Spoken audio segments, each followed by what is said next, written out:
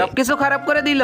আপনাকে এইবার দিয়ে 200 বার মেকআপ করা শেষ। বুঝতেছি না ছোট মালিক আপনাকে দিয়ে কি শুট করাতে যাচ্ছে। আমাদের বস একে অনেক খারাপ করে রেখেছে। আমি তোমার সাথে কোথাও যাব না। বস আমাকে ডাকছেন, আমি বাইরে যাচ্ছি, ততক্ষণ চিনু তুমি খেয়াল রাখবে। আরে বাপরে, আমি এই শয়তান বাচ্চাকে কিভাবে সামলাবো? যিনি আমার ছোট বাচ্চা অনেক ভালো লাগে, তোমাকে সাহায্য করবো চিনুকে রাখতে। ঠিক আছে, এই নাও জলদি করে আমার হোমওয়ার্ক শেষ করো। আমি করতে পারবো না, এখন থেকে এখানকার বস আমি, যেটা বলবো তোমাদের করতে হবে। আমি করতে পারবো না, কি করবি তুই? তাহলে আমি বাবাকে বলে দিব তোমরা আমার খেয়াল রাখো নাই। এরপর আর কি, ভয়ে তারা মন দিয়ে হোমওয়ার্ক করতে শুরু করে। ব্ল্যাক কালারের জামা পরা দিদি, আমার জন্য ব্ল্যাক কফি নিয়ে এসো। এই নাও তোমার ব্ল্যাক কফি, এর মধ্যে থেকে একটা আমাকে দিয়ে দাও আর তোমরা 2টা ব্ল্যাক কফি নিয়ে নাও। আমাদের কোম্পানির ইম্পর্টেন্ট ফাইল কে লিক করেছে? আমার তো মনে হচ্ছে এটা জিনি করেছে। এটা তো জিনি দিদি করেনি, এটা তো মিনি দিদি করেছে। আমি তো অফিসের ভিতরে খেলা করছিলাম, তখনই তো দেখতে পাই মিনি দিদি কারোর সাথে কথা বলতেছে। সে ফাইল লিক করেছে।